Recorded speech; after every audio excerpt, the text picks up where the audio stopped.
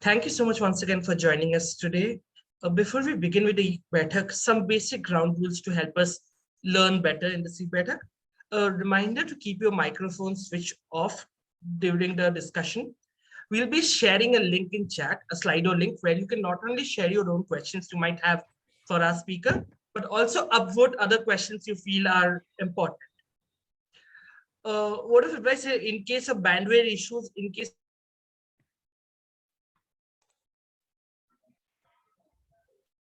apologies. Yeah, so I was saying that in case of bandwidth issues, if you turn off your camera, it might actually help with your bandwidth.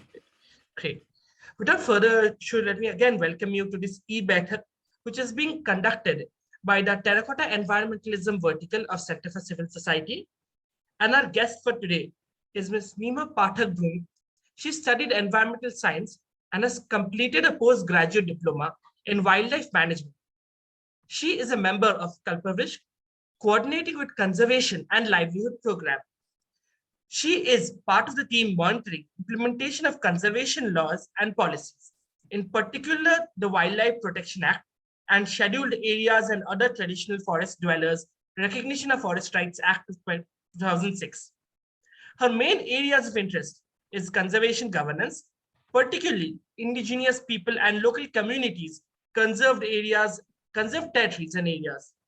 She has been involved in documentation, research, analysis, and advocacy related to inclusive conservation governance and ICCAs in India and South Asia. She has also been a part of a team coordinating the National Community Forest Rights Learning and Advocacy process since 2011. It's a great pleasure to have you join us today, ma'am. The floor is all yours. Thank you very much, Anas and colleagues and Center for Civil Society for this opportunity. I'm really looking forward to this conversation. And I really hope that we will have some meaningful discussion which will be useful for our own learning and that of the communities that we are speaking about. So I was to speak about making a case for community-based forest conservation today, but I would like by start saying that we actually do not need to make a case for that because community conserved areas have been there. They are probably amongst the oldest systems of conservation. And they've been there in existence since we even heard words like conservation itself.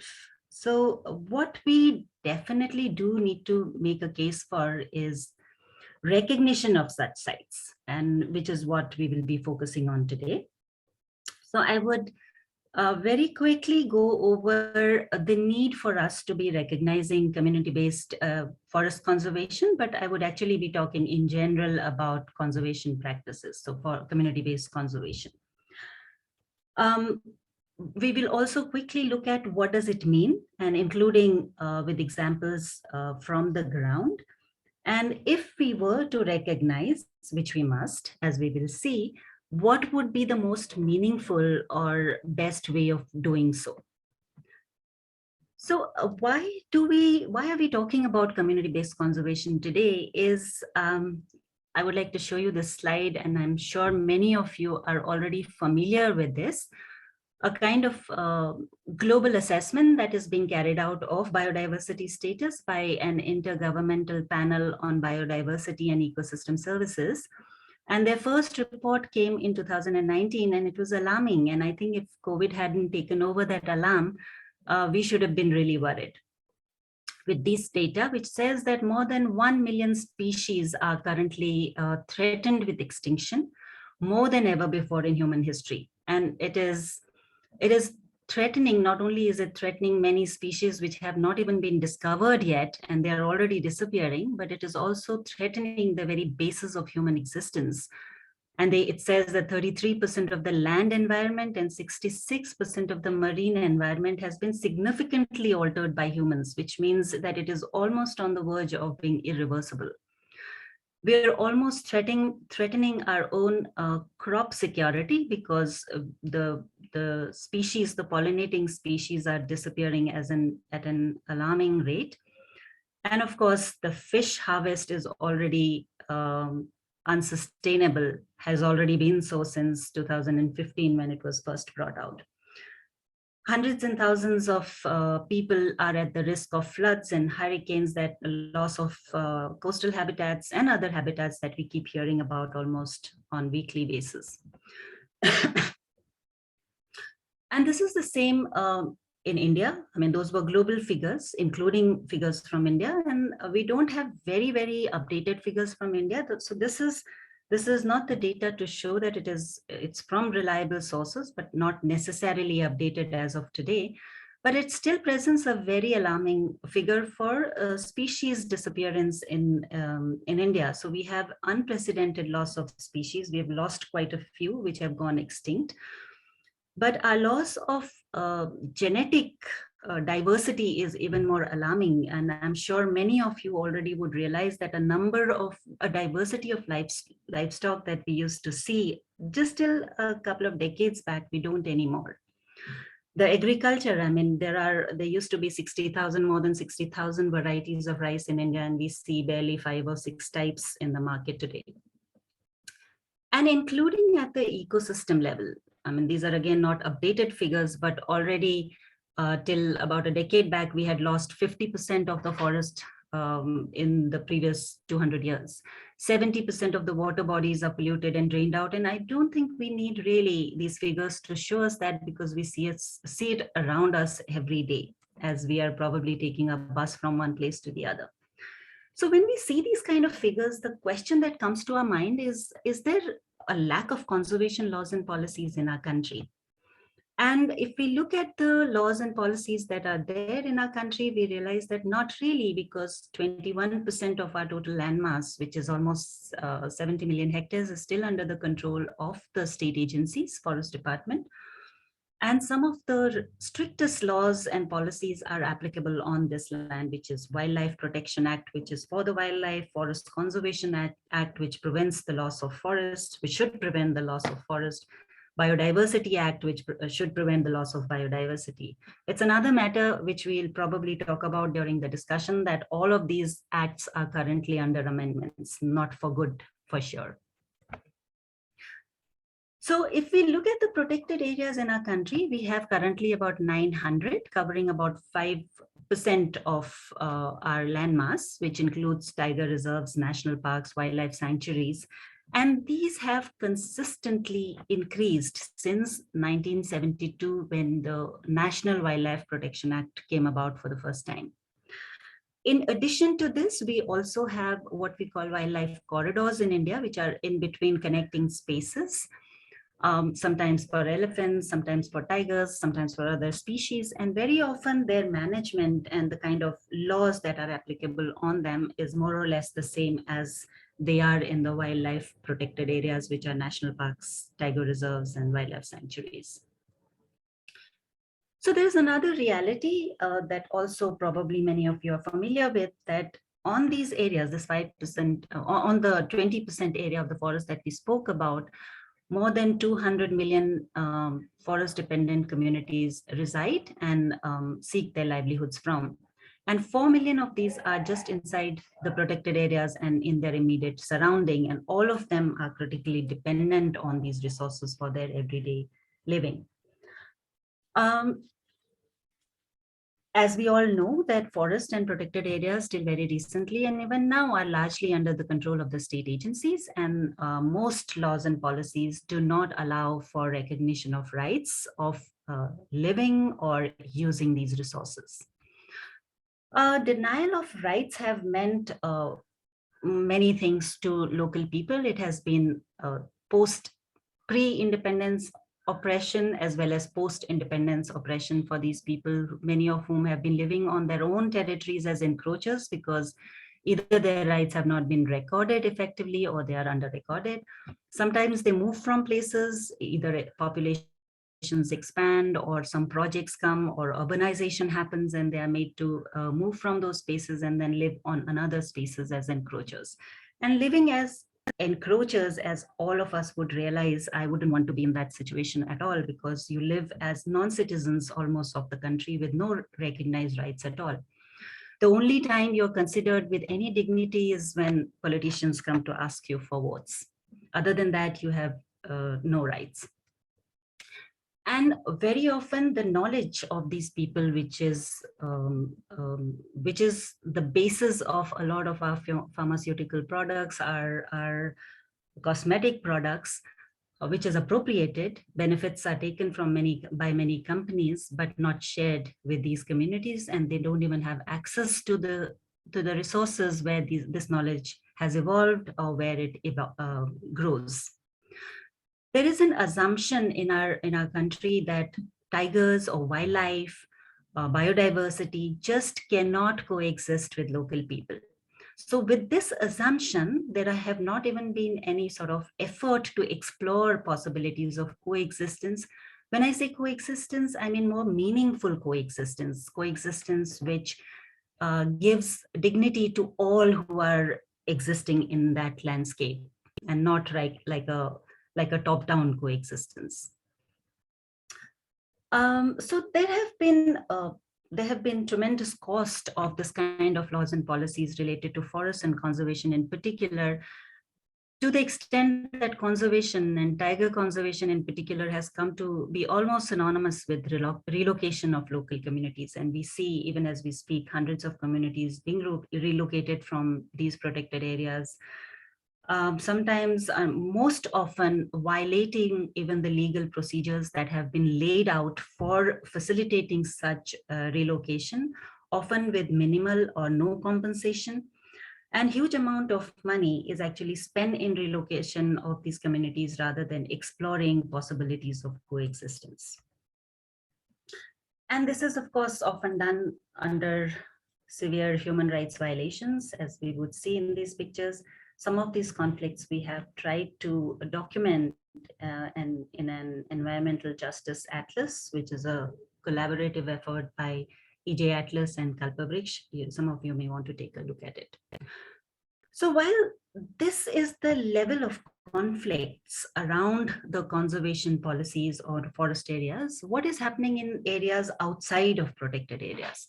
So we see that our ever increasing demands and consumption is putting immense amount of pressure on the areas which are not protected areas. It is believed, it is assumed that there is no wildlife, there is no biodiversity in areas outside. And we see that since 1980s itself, more than 200,000 hectares of biodiversity and culturally rich forest has been diverted for mining.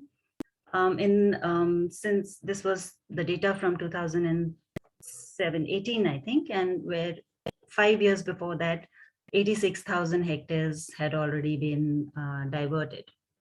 This is in addition to all other ecosystems, which are coastal areas, rivers, inland water bodies that we are not even speaking about. The most interesting part is those protected areas which are created with so much conflict. If there is a conflict with our needs, that is need of people like you and I, urban dwellers, our conservative needs, then those protected areas are also not safe. So we see that in 2019 itself, this is data provided by LIFE, which is a legal organization based in Delhi. 200 hectares of forest from within protected areas were diverted for other purposes. I won't even speak about the rest, what happens then to compensate for this kind of rampant diversion and destruction of forests. Then you need to have your agreements under climate change negotiations fulfilled. For that, you need land bank, because you have to carry out compensatory afforestation, for which there are millions of dollars allocated. And again, such compensatory afforestation is carried out often forcefully of monocultures, completely changing the quality of the forest that has traditionally been, or on lands which are used by local communities for pasture, for traditional shifting cultivation, which provide livestock for their food security, or human beings for the food security. This, of course, is not taken lying down by the local communities. which are victimized, but they don't necessarily see themselves as victims, and they resist this. They want to assert their rights, they want to reclaim their territories.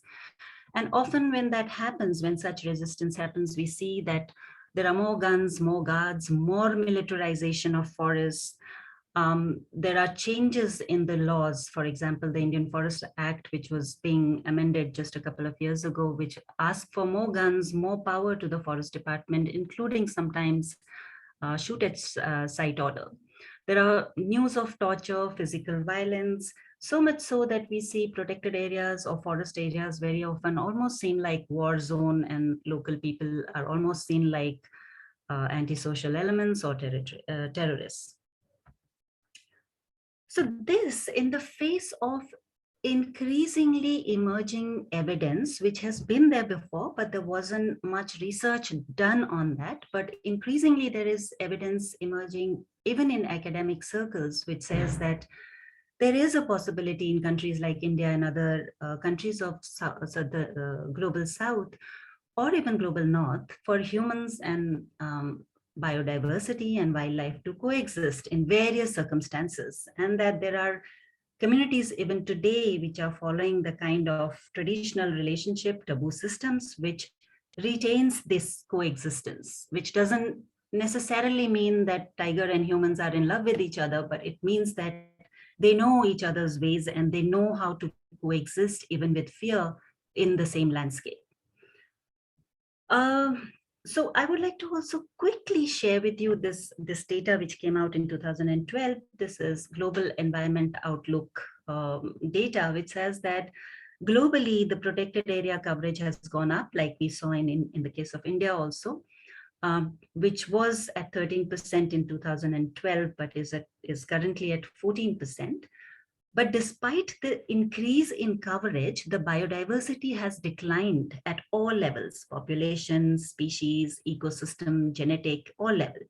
And we're not surprised, because we've just seen what is happening in India in areas outside of protected areas, including through monoculture plantations, which is completely changing the nature of forest or ecosystem and pitting the wildlife and local communities which are dependent on them against each other.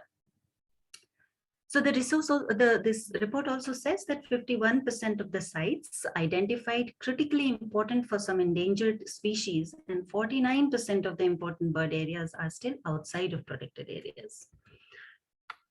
There are some very interesting global announcements which were made a couple of years ago in 2020, which I would like to share with you, because the UN Secretary General himself said that with our current investment, and which is quite a large investment and efforts, we have only been able to reverse the decline of 4 species, as against 1 million which we have put on the verge of extinction. He also said that most conservation goals set up to be achieved by 2020 have not been achieved. And there is a report by WWF, Living Planet Report, which says that since 1950s, 2/3 of the global wild population has declined. So, excuse me. So from this, we see that conservation is not about ecology alone. Actually, it's not about ecology at all. It's more about politics. It's a battle of competing needs and aspiration. It's about supremacy of the powerful voices and cultures and consumption patterns. It's a clash of competing worldviews. So there is this one worldview which people who probably are continuing to live in these areas have, which is that humans and nature, humans are very much part of nature, and their economic, political, social needs are very much interlinked with nature itself. And if human well-being is linked with the well-being of nature. Whereas there is this dualistic worldview which sees humans separate from nature, and hence human needs and well-being is always pitted against the needs of wildlife conservation. This is what actually leads to what I would say are the root causes for decline of biodiversity, which is excessive extractivism and ever-increasing growth-based development policies, because it's always based on our consumptive needs, fueling our consumeristic aspirational lifestyles. And then to compensate for that, excessive focus on exclusionary protected area model. So these islands, which would then be protected to compensate for the loss that we are causing because of our own needs. And as we have seen that even those protected areas are eventually not safe. And in all of that, there is absolutely no support for ways of living which are close to nature or nature-based. And in many ways, it is not even seen as an alternative or a way to go back to or to be with. This also means lack of involvement of local people in conservation of any kind on the ground. So with that, I also wanted to share with you what is happening in global conservation world. We have seen the kind of conflict that gets created in trying to protect 5% of area as protected areas in a country like India. And now recently, the Convention on Biological Diversity, which is a global convention that many of you may be aware of to keep the biodiversity in different countries safe, held their conference of parties, and they declared that for ensuring our ecological security, we need at least 30% of land and sea areas to be protected through well-connected systems of protected areas and other effective area-based conservation measures. And this itself is coming out of a much greater demand from certain people for asking for 50% of the earth to be protected. Now, this demand itself is not unrealistic or unreasonable. It must be. I think, personally, I think that much more than 50% should be protected. The problem is, what methods should we be using to protect this 50% or 30% of land? It cannot be what we have been doing till now, because it just will not be sustainable. So against that, there are some other documents, other data that I would like to share, which is a report which has been done by WWF and ICCA consortium, which is a global consortium of organizations and communities which are engaged in community-based conservation. So they carried out a report which says that 21% of the Earth's landmass is under the custodianship of indigenous people and local communities. It's not necessary that they have rights over these lands, but it's currently occupied by them or under their custodianship. And 17% of the global landmass is exclusively conserved and managed through various sustainable indigenous and local communities measures. Excuse me. A World Bank report also says that 80% of the planet's biodiversity is within these lands, which are under the custodianship of local communities. And I think it shouldn't be of surprise to us, because even if we look at whether Central Indian forest, Northeastern forest, wherever there are indigenous and traditional local communities, even today, even in India, those are amongst the richest biodiversity hotspots. The IPBES report, what I showed you earlier on, has also says that the loss of biodiversity is global, including in indigenous people and local communities areas, but the rate at which it is disappearing in this 21%, it is much slower than how the rate at which it is disappearing in the rest of the land. So that's why the IPBES global assessment actually says regional and global scenarios currently lack and would benefit from an explicit consideration of the views, perspectives, and rights of indigenous people and local communities, their knowledge systems and their understanding of large regions and ecosystems, and their desired future development pathways. This last statement comes because many indigenous people globally are now standing up and saying that if we continue to be the business as usual, there is not much hope for the survival of human beings. So you really need to change your way of looking at nature. You need to adopt different pathways, and which they have described in their own worldviews. So we see that internationally now there is a recognition that PAs are not the only conservation tools, that there are these community conserved areas which have a history of more than 3,000 years. These are rooted in worldviews and life philosophies which are intrinsically connected with nature and are expressed through cultural and religious practices. And India is by no means an exception to this. A kind of documentation that we did a few years ago in 2009. It was a decade-long documentation with the help of a large group of a number of people from across the country, showed that there are hundreds and thousands of community conserved areas even today in India, across all cultures, across all ecosystems, across all languages and states. So this fact has now been in international instruments very clearly recognized. So ICCA consortium came up with a definition. They call ICCAs, they say stands for territories and areas governed and managed and conserved by indigenous people and local communities. And increasingly, globally, they are now being called territories of life because they're life sustaining. They talk about well-being. So territories of life.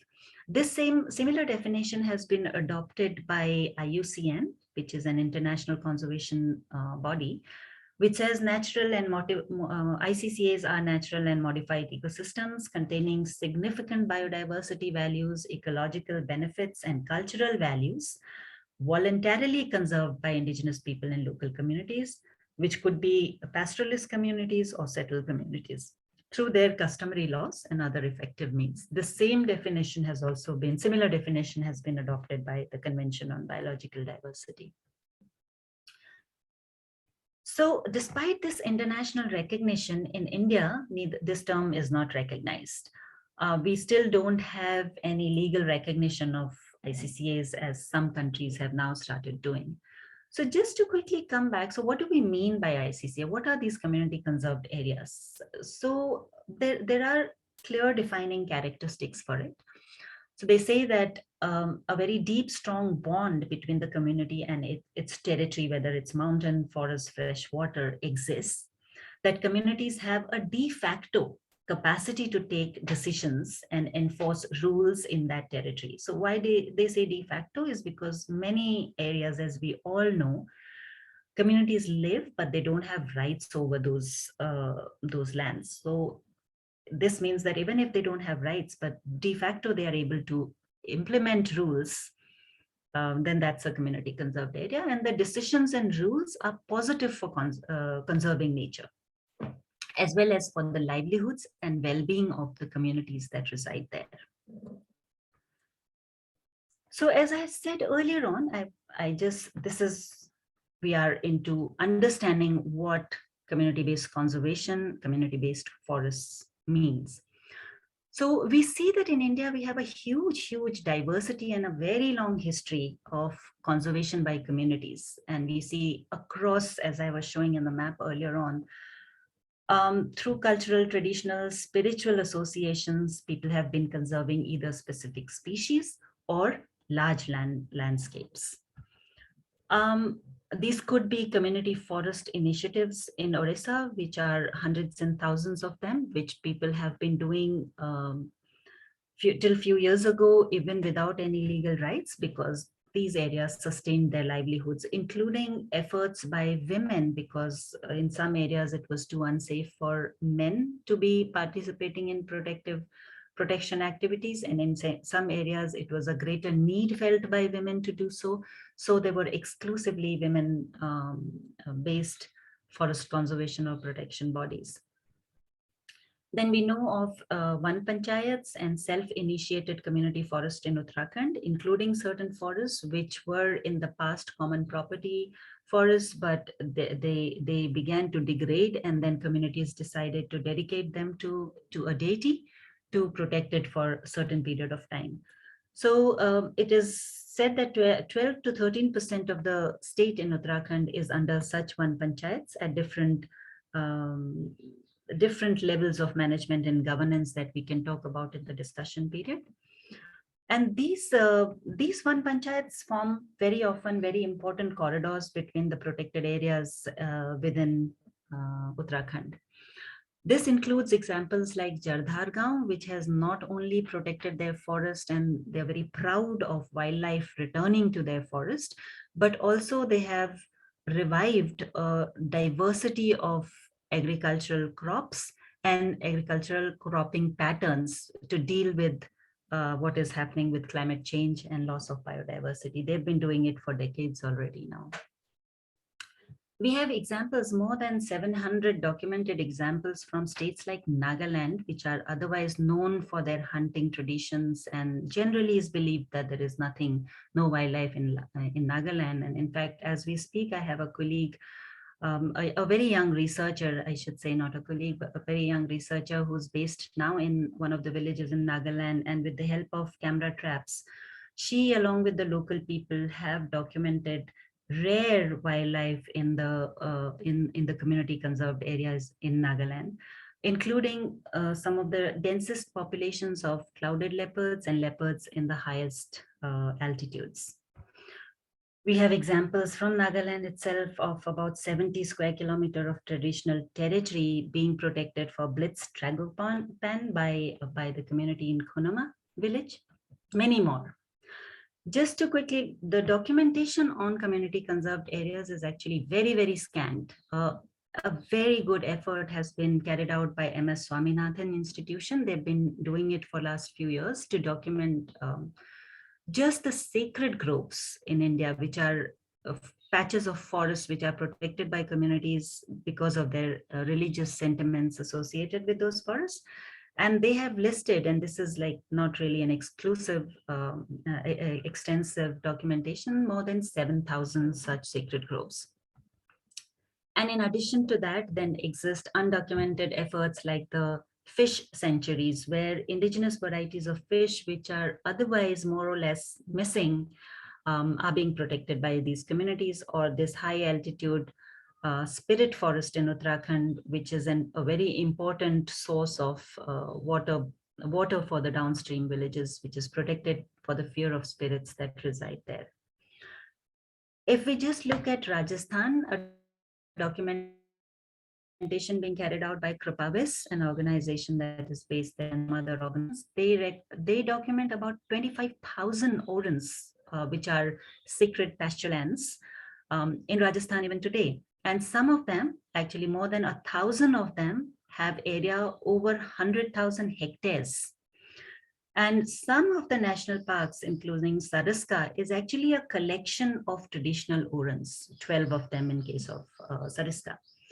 And more than 7.5 million pastoralist communities who are directly dependent and associate with these orans, and they have their systems by which they govern and manage these orans.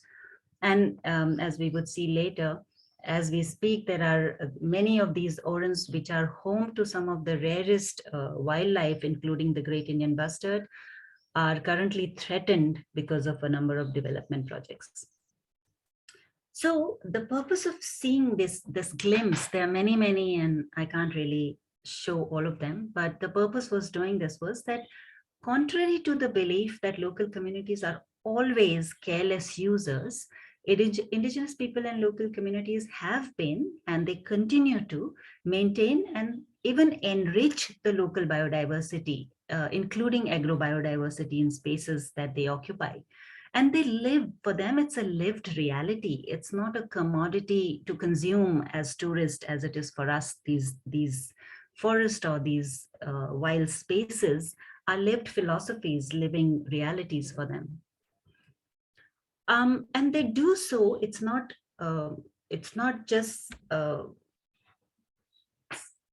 just saying that they are community conserved areas, but very often they do so by formulating access and limitation rules, preventing others from entering their areas, setting aside forbidden areas, reserve spaces. They have specific, all of this is based on local knowledge, which is related to their natural resources or the wildlife in that area, including in some areas, being able to coexist with wildlife in those areas actually is because they have deep knowledge about the behavior of the wild animals. And that's why we often see less of a conflict in deeper forest with wild animals than there is in the peripheral areas where people may have lost such knowledge systems. And these rules and regulations are often implemented through institutions, which could be customary, sometimes new institutions, and often there are systems of fines, social sanctions to ensure that these rules are maintained within the community. So the documentation that I was earlier on talking to you about, that Kalpavriksh carried out, we found that there is such a diversity in origins, in practices, in reasons, in motivation as to why communities either start or continue their conservation practices. Some of them are self-initiated, some of them are externally supported and motivated. Some are traditional activities which continue as they are. Some are traditional activities which had broken down, and then because of various reasons, the community realized that they needed to continue those, so they have revived those traditions. And in some cases, they're completely new systems that they have set, and we'll see some examples as we go ahead. And the objectives, even though these are achieving conservation, are not necessarily always to achieve conservation. The objectives could range from livelihood strengthening, ensuring soil and water conservation, sometimes self-empowerment, religious and cultural sentiments, as we have seen, and sometimes responding to external threats like mining. If coming to an area actually leads to communities beginning to conserve their sites.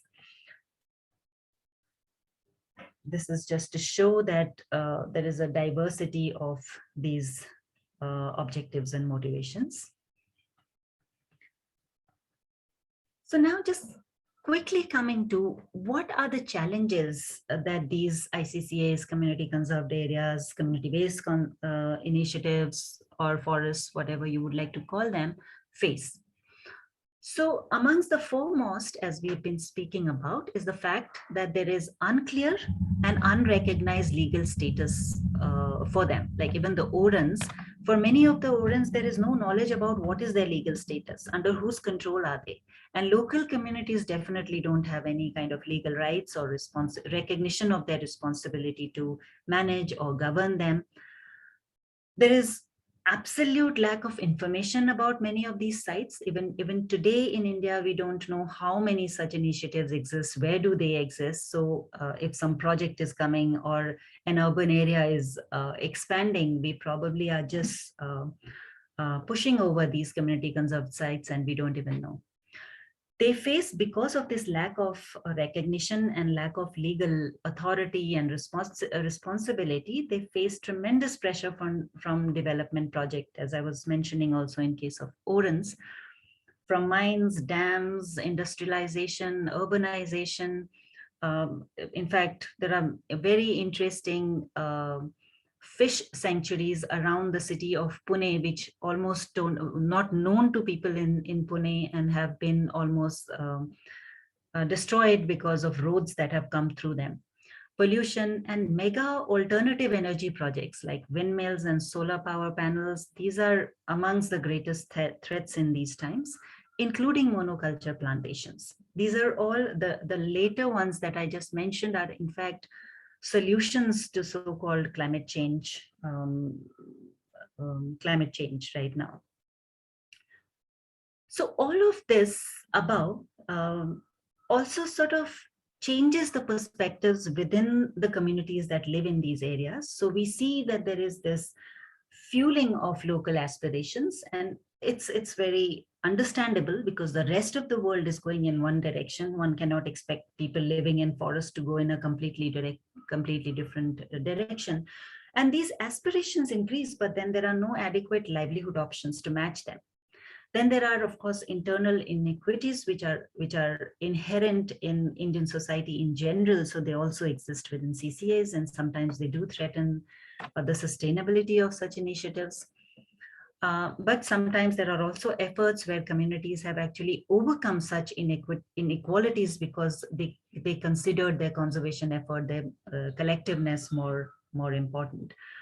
Then a very big challenge comes to these CCAs from the party politics, the electoral party politics. Whenever there are important leaders who are leading some of the processes, the political parties get very interested in co-opting them to gain power. And then, of course, cultural and aspirational changes, which we are all facing. So are the community conserved areas.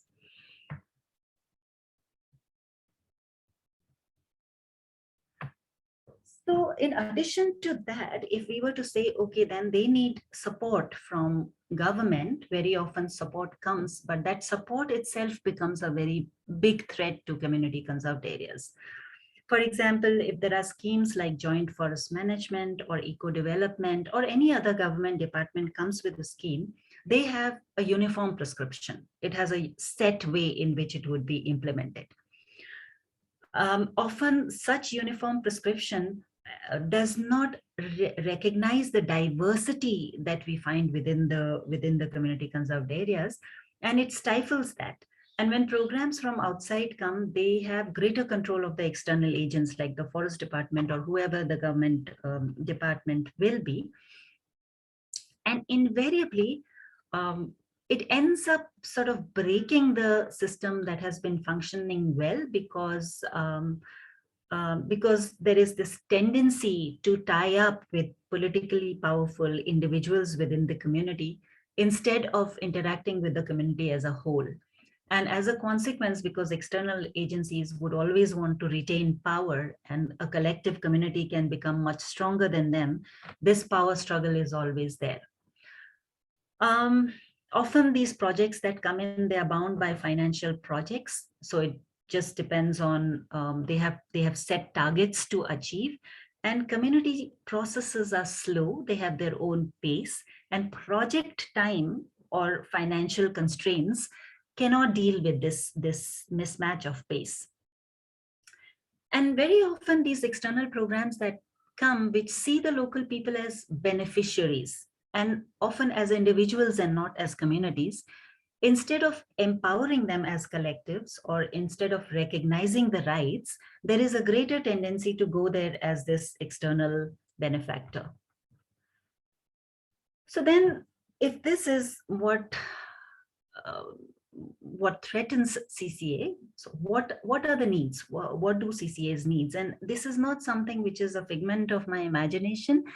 This has come out of many consultations with many community conserved areas and other communities in different parts of the country. So this is a kind of consolidation of the conversations that have happened over a period of time. So many communities actually talk about a detailed self-documentation and self-strengthening. So they ask for fellowships of members within the community. So instead of people from outside going and doing this documentation, they talk about fellowships where they can do their own documentation. And also because when they start documenting, when they start doing research, it creates a kind of discussion within the community, and it creates opportunities for strengthening their own systems. But there are very few such opportunities. Internationally speaking, there is now a process called the registry process, which has been set aside by World Conservation Monitoring Center. But in the recent time, for last couple of years, Kalpavriksh, along with a few organizations, has been working on a web portal on CCAs, and our hope is that communities will be documenting their own initiatives, and this portal will then become a facilitative space where communities could learn from each other, but also this portal will then become like an advocacy tool for communities to use for their own recognition. So very often communities also seek help for detailed boundary resource use, management pattern mapping. And they seek help from NGOs and other external agencies in doing so. They seek help in developing community biodiversity registers and inventories, like this researchers that I spoke about a few moments ago, who's right now based in Nagaland and helping communities do that. And all of this so that they can be effective planning of their own lands and territories. Then they look for co-generation of knowledge, because there are lots of researchers who go to these areas, they do their research, they publish their papers, which never reaches the community in any way. People don't even know who came, what research happened. So they're actually looking for co-generation, co-research, where local youth, local women, local people can participate in research, get acknowledged as researchers. And this research then comes back to the community. There are spaces for discussing the outcomes, discussing the results. Some of us have had very good experiences of doing that with a few communities. They're, of course, also looking for legal and policy measures for recognition of their rights and support in being able to claim such rights, where even when these spaces exist, they often are not in a position to be able to get all the paperwork done, to know what the legal provisions are. So they're looking for help in that. They're looking for help in generating livelihoods, which in some communities they've been able to do by linking their conservation and management plans with the national employment guarantee schemes, or by converging the financial resources which are coming from different agencies at the level of at the district level, and then going for these. In fact, Maharashtra has recently come up with this GR, which says all the communities which have claimed their rights under the Forest Rights Act, which we will talk about in a short while, will have the right to do their own planning and link it with employment guarantee scheme. They need help with NTFP collection mechanism, marketing, etc. Another thing that they really look forward to is people-to-people learning. So someone to be able to help them facilitate learning from other communities what they are doing by visiting them, by seeing them, not just coming and talking to them, but actually visiting these areas and seeing for themselves what's happening. They look forward to networking at the taluka level, at the district level, at the national level. They also look forward to connecting international networks so that they can learn from experiences of people in other regions. Increasingly, an issue which is emerging because humans and wildlife is being pitted into smaller and smaller spaces is the issue of human-wildlife conflict. So very often they are looking for help in resolving this. They definitely look for support when they are faced with powerful hunters and resource extraction by powerful outsiders. Sometimes they are not in a position to be able to handle that, or sometimes it spoils their relationship with the neighboring communities if they were to be doing that. So they really seek active, discreet and meaningful support in that. And alert and support mechanism when they are facing threats from mining and other projects. I know that I'm running out of time, but if it's okay, I would like to take another 10-15 minutes and quickly speak about the Scheduled Tribes and Other Forest Dwellers Recognition of Rights Act, which is one tool which in some ways helps address some of what we spoke about. Can I go on? Yeah, sure, please, of course. Yeah, thank you. So this act is very interesting because this act actually came about because of a struggle of the local communities themselves.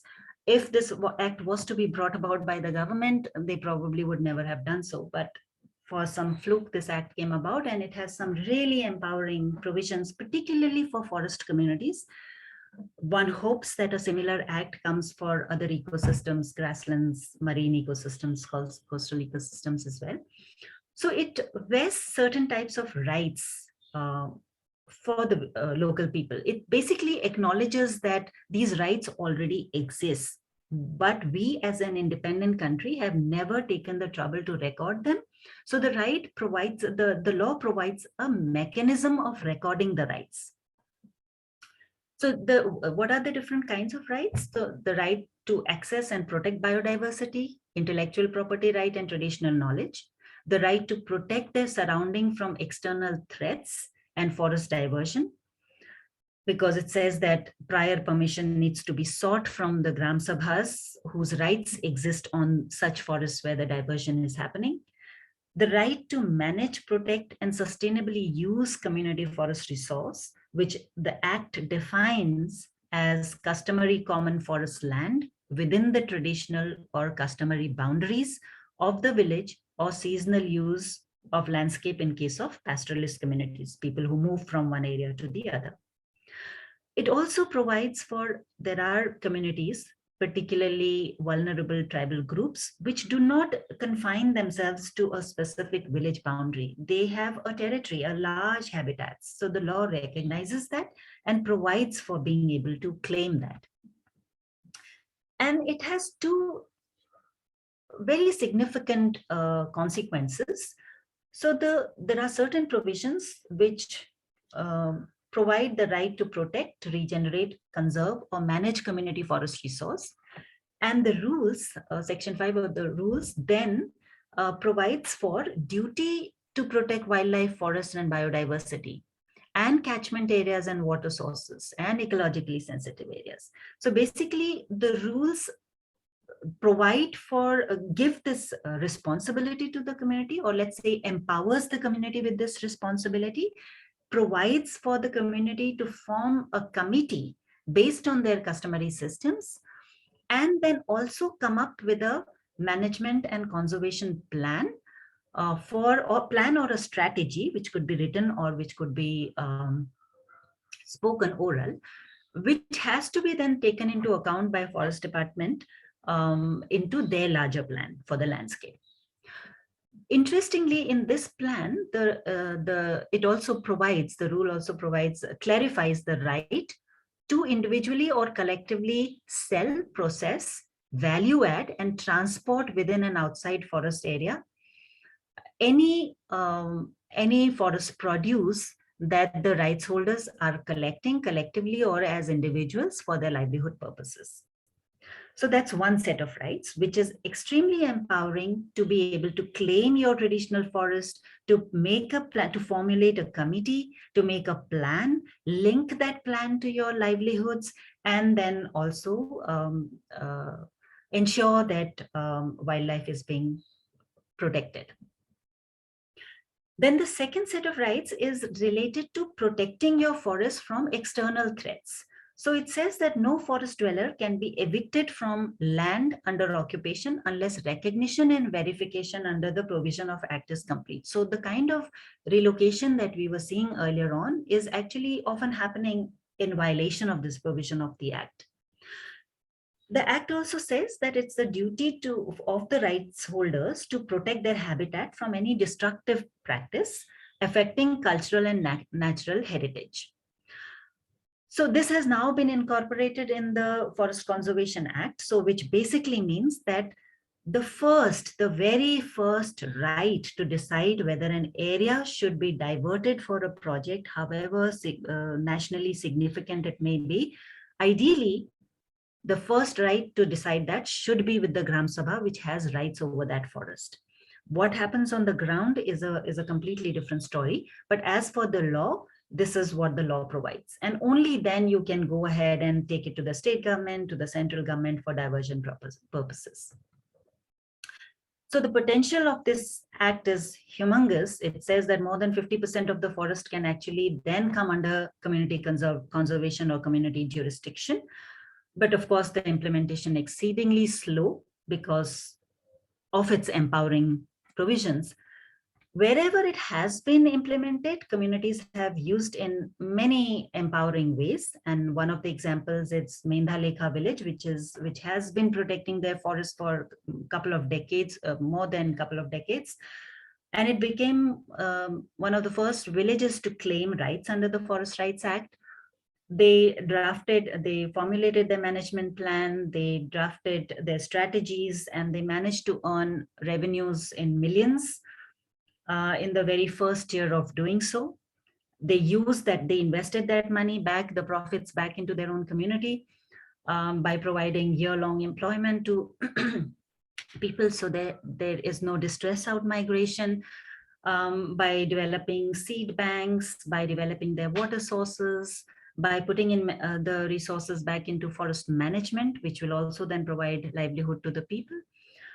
They also set aside certain area for wildlife management, 10% of the area which they identified were critical for wildlife, and many, many other processes in the village. Similarly, very close to Minda is another village called Panchgaon, which is in the buffer zone of Tadoba Tiger Reserve. They have also claimed rights, and they've been managing their forests. They've formulated more than 115 rules and regulations for themselves. They keep a very meticulous register for who's gone into the forest, what are the kind of wildlife, and very proud of the fact that they are able to now cite tiger pug marks within their exclusively protected zone. I would like to share example this because we were talking about individual villages there.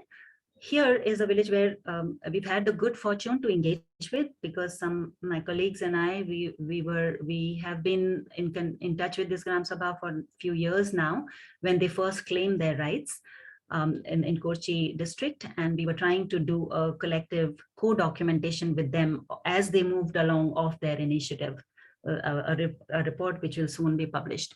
So here it's an initiative at the level of taluka, where about 133 villages have come together to form a federation at the taluka level. Each of these Gram Sabhas have received their, at least 87 that I know for sure have received their community forest rights under the Forest Rights Act. They have, so these Gram Sabhas have claimed the right, they have defined their boundaries, they have set management practices for non-timber forest produce extraction marketing. Then they send their representatives to a cluster level, and the cluster gets together at the district, at the taluka level, to form what they call the Mahagram Sabha.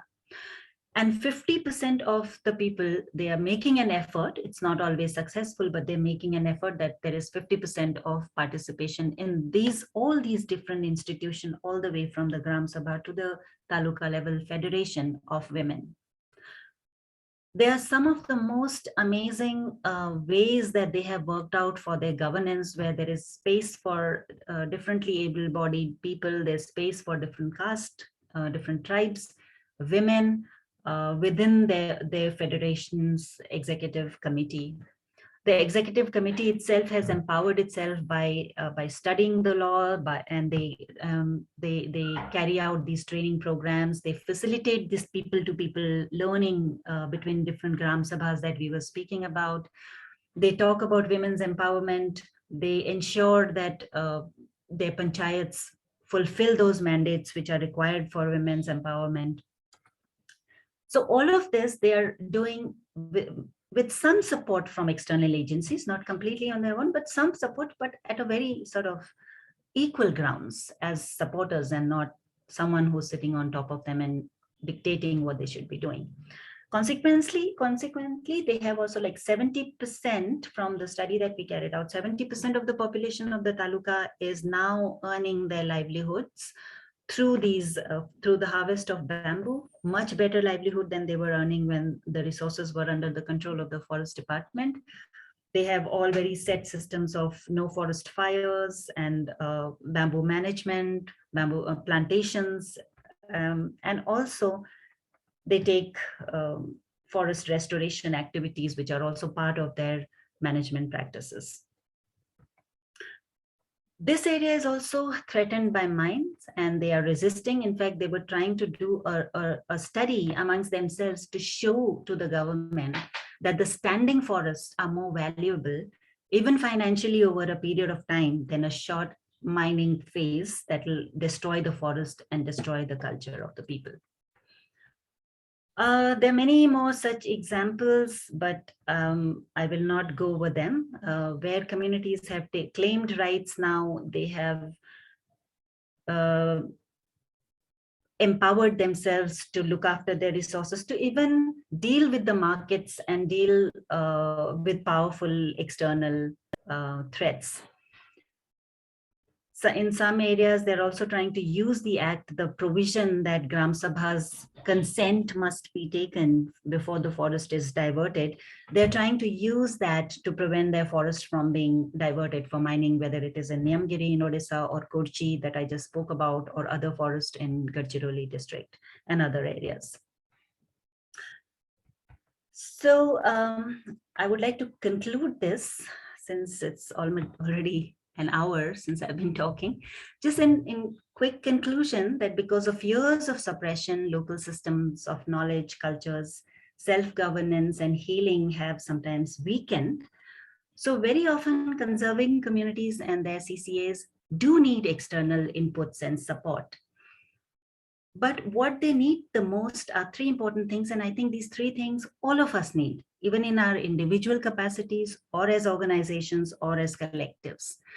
They need a safe, secure, non-judgmental, non-condescending, trustful, transparent, legal, policy, and social environment where they can learn from each other, where they can sometimes succeed, where they're not afraid to fail and make mistakes at times, learn from those mistakes, evolve and regain their respect for their own nature-based worldviews. They're looking for spaces of co-learning and co-experimenting. And they need friends from outside who would help them when they need, but they definitely do not need external benefactors, preachers, experts, or authorities, which is how most of us as external agencies tend to go to these areas. Thank you very much. I know that I have not been able to cover many important issues, but I'm really looking forward to the questions so we can collectively discuss some of those as they emerge. Thank you. Thank you so much, Neema. Some of these data points and all you shared were absolutely fascinating. So start on with the questions. The very first question is on something you just mentioned on the Forest Rights Act. So one of somebody in the audience here wanted to know, like, how is the Forest Rights Act 2006 working insofar as the transfer of ownership to forest right dwellers go when we are considering actual implementation on the ground, right? Because you pointed out certain examples where it has worked. Yeah. But in a broader view, how well do you think it's working? So when you say how well it is working, you mean in terms of actual transfer of power or in terms of people who regain this power managing their resources? The question gives no clarification, but let's assume that people have gained this power managing their resources, like the end objective of the law being met. Okay, so maybe I can just answer both, because in terms of actual devolution of power, there has been really slow progress. And as I said, because the law is so empowering, but it would be very natural for any established power to feel threatened, you know, because of the power that the law gives to the local communities. So most establishment is very fearful of it, whether political, administrative, whatever it may be, they are very fearful. So the implementation is very slow. Very often it's the forest department which sort of puts this impediment and does not let the rights to be accepted and taken to the next level. So I'm not, very latest data is not known to me. I mean, till about a couple of years ago, it was just 3% when we talk about the community ownership transfer. But I think it's a little higher now, probably at 6% of its potential.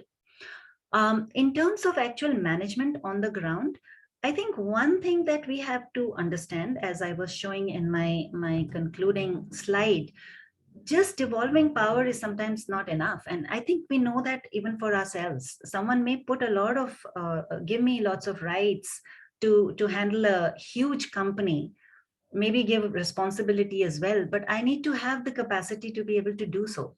So what is happening right now is, it's not that the potential of that capacity does not exist in all areas, but they still need hand-holding, they still need support. And in some cases, it will take some time when it happens, because we have now more than 200 years of history where we have been told that we cannot do things on our own. Someone will come from outside as a benefactor, and they will do this thing for us. An NGO will come, a government agency will come.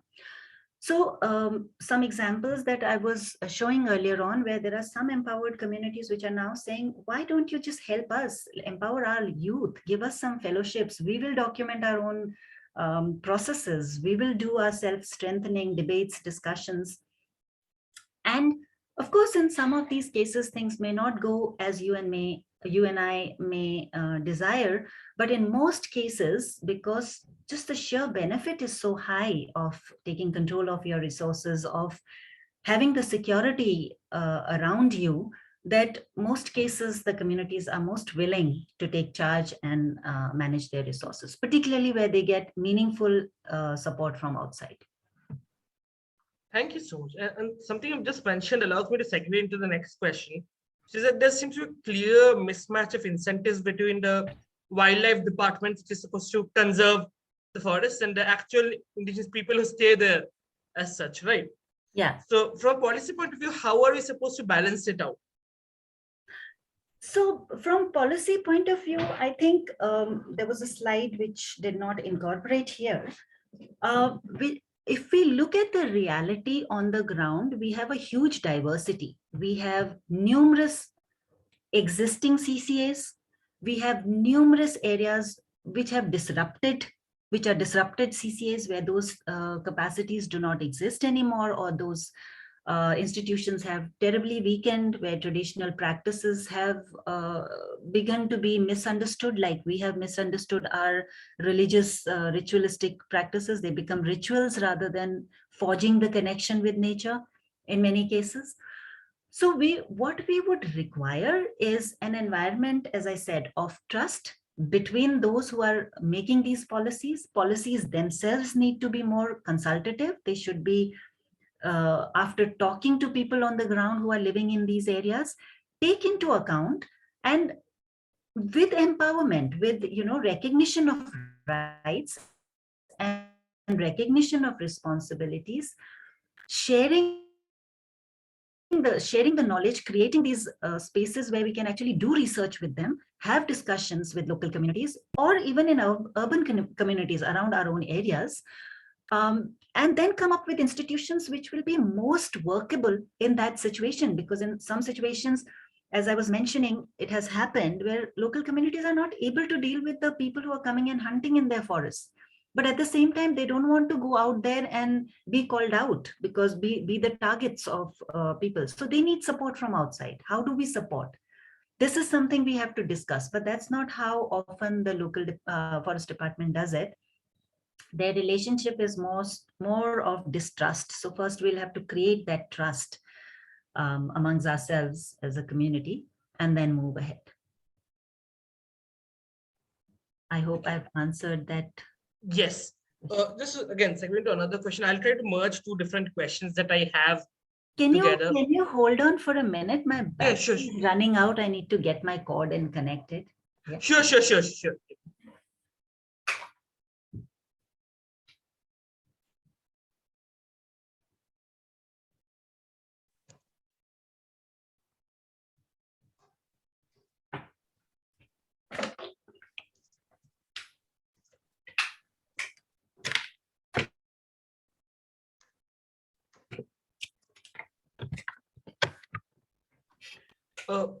Once we wait for Ms Neema to come back, I just want to remind the participants that we have shared a feedback form for this in the chat. So it'd be great if you guys could fill that. Thank you so much. So just to go ahead with the question that I was asking. So there are a couple of questions I'll be merging. So one of the things you mentioned is how during reserve forest expansion and all, it's the local indigenous tribal people there who lose out, right? One of the examples we can see of that is in 2020, I think when Kaziranga National Park Reserve Forest was being expanded, a lot of local people were removed out of there. Yeah. Right? Yes. And there's another question. Okay, there seems to be a clear conflict between what a lot of wildlife NGOs, organizations, quote unquote, want, and what forest conservation organizations and activists might be asking for. Yeah. Because I think this is again in 2019 when it was by the impetus of a wildlife conservation organization where indigenous tribals who did not have land rights documents were being removed from the forest. Yes. So how are these conflicting incentives and organizations who might all be running with good intentions? Like, how does it work in the ground level there? Because as you point out, there were a variety of different players running about with their own interests. Yes. Right? So how difficult is it to actually manage it there on the ground level? Sometimes quite difficult, actually. So I would say you have already laid out the reality. This is how it is. It is a very complex reality where different people have competing understandings, competing worldviews, competing knowledge systems.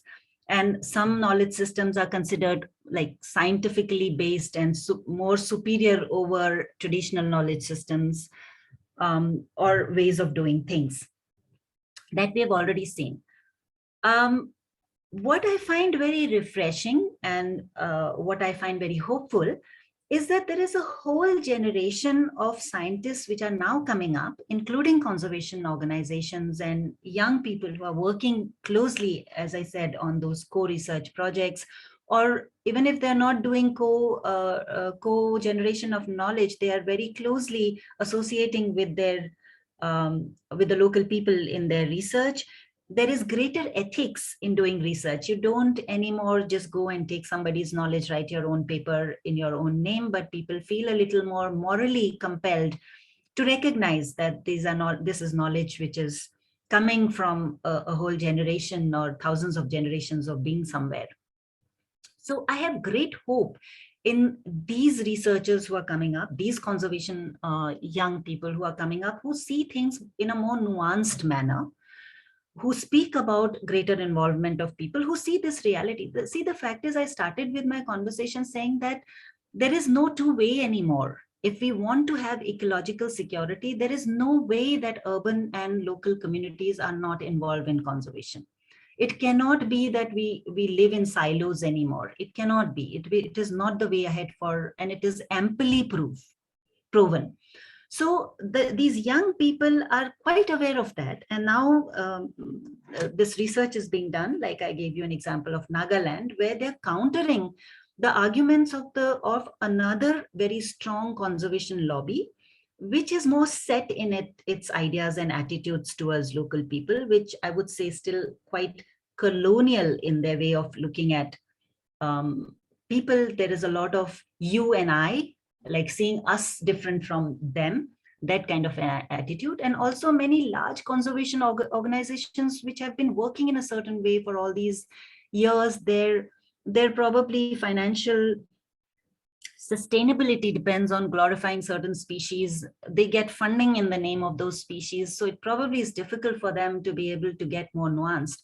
But the younger generation is beginning to see that, and they are trying to create greater spaces for these interconnections. They are also talking about inclusive conservation. They're talking about including people's systems in conservation management. So I have great hope that if there are laws like Forest Rights Act, which provide for a community's management, conservation strategy and plan, and there are these young researchers who would like to link with them and come up with these plans, which will also strengthen livelihoods, there is greater hope of reconciling these different interests. Thank you so much, ma'am. I think that was very well put. I have a follow-up question on something you mentioned from somebody in the audience. I'll just see if we can have a unmute and ask it directly. Vanshika Mohta, can you hear us? Yes, hi. Yeah, could you just sum up your question for ma'am? Thank you. Yeah. Ma'am, you mentioned something about one of the challenges in the communities being that of cultural and aspirational changes. I just wanted to understand what are these kinds of changes that we are seeing, and how do we value them, as in, are they a result of a voluntary sort of evolution, or is that a result of operation actually? Like when we're trying to think about policy for them, how do we place, what kind of value should we place on these changes? So I think the changes are, sorry, I forget who was asking the question. Vanshika. The changes are what we as a society are going through. I mean, we see it, all of us, right? In all of us, there is this aspirational change, which is very different from perhaps the values that our grandparents or parents were trying to talk to us about: simplicity, about contentment, about reducing our needs. You know, we spoke about that language till just a couple of generations back. But in today's world, we are so driven by our media, by our corporations, which thrive on us consuming more and more. And that's what then increases, you know, we look at each other and then we aspire to become like the other. We aspire to travel in a certain class. We aspire to live in with certain status. So all of those are aspirational changes. Like, while it was enough to be living in a village, having a certain amount of land and your forest around you, for most communities today, that's not enough, because I also want to travel first class and I want to go and live in a certain kind of hotel or travel, whatever it may be. Like you and I feel they are kind of conflicted with the same kind of aspirational changes, cultural changes. Particularly the young people, because they are going to schools and colleges which are not teaching them anything which is to do with nature, which is to do with living with less, which is to do with their own cultural practices. Our education system is just kind of pulling us really hard away from all those simpler way of living, right? It is creating aspirations of wanting jobs in a company, living a certain lifestyle. So the youth then begin to look down upon their own cultures, and their own dignity, their own self-respect sort of goes down, and they don't think what their elders are telling is very valuable, except in certain cases where they have gone out and seen what is happening outside and now coming back and trying to revive some of this. So that's the kind of cultural, it's kind of, I would be very frank, I sometimes find myself in that boat also, being pulled into these two extremes of worldviews. One, this is a consumptive, isolating humans from nature kind of a worldview, which is our lives, and the other, which wants to be closer to nature, wants to see wildlife around me, wants to see snakes around me and not kill. I'm also pulled in these two directions. So in the same way are the local people. Great, thank you. Vanshi, I hope that answers your question. While we're running up time, I will have two final quick questions for you, if that's all right. Yeah, sure. Great. One of them is essentially on asking, one of the first things that we discussed is about a lot of forest dwellers and all lack the property rights or the actual documentation in the absence of records, right? So the question is, what would be the appropriate way of determining such forest or property rights for forest dwellers right now in the absence of records? Because as you mentioned, a lot of them keep moving from one place to other. You mean the pastoralist or the mobile communities? Yes. Okay. Yes, because this law actually provides for such rights. So we have been working with, some of my colleagues work with pastoralist communities in Rajasthan, whereas I and another colleague has been working in Uttarakhand with the One Gujar community. And we found that it was extremely difficult to use the provisions of the law for the security of these communities, for the empowerment of these communities, because of the difficulties, the kind of evidence that they need, because it's not very easy to claim rights under the Forest Rights Act. You need to be able to provide certain kind of evidence. And for pastoralist communities, it became very difficult to produce those claims. Also, because they're moving from one place to another, it was difficult, like where will they claim the rights?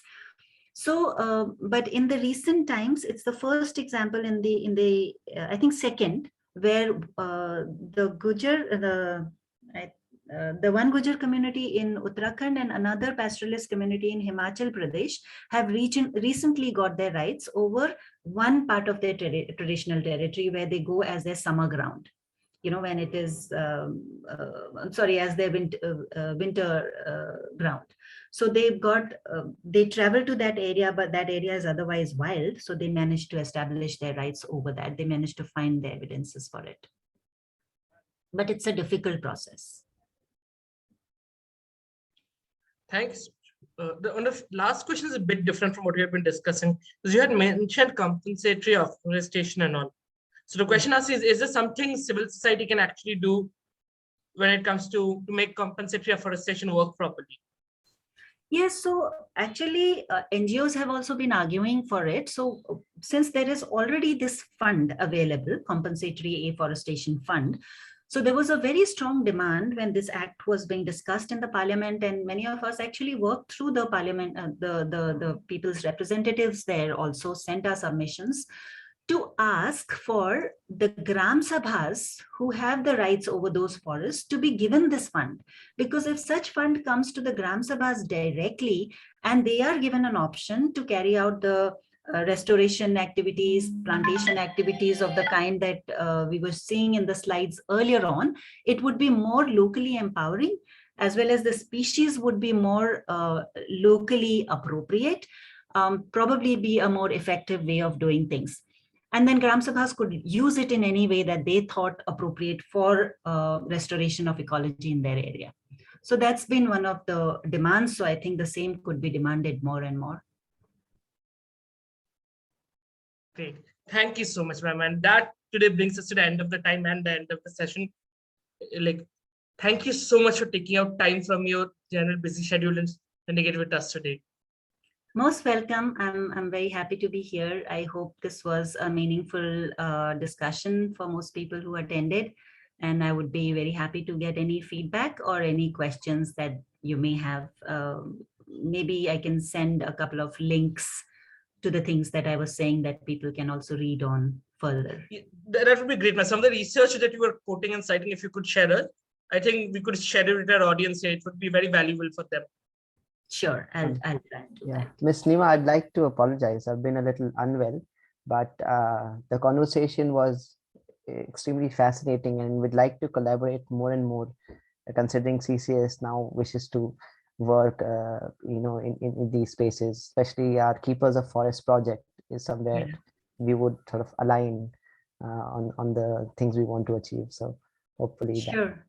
Please feel free, and hope you get well soon, and feel free to connect anytime.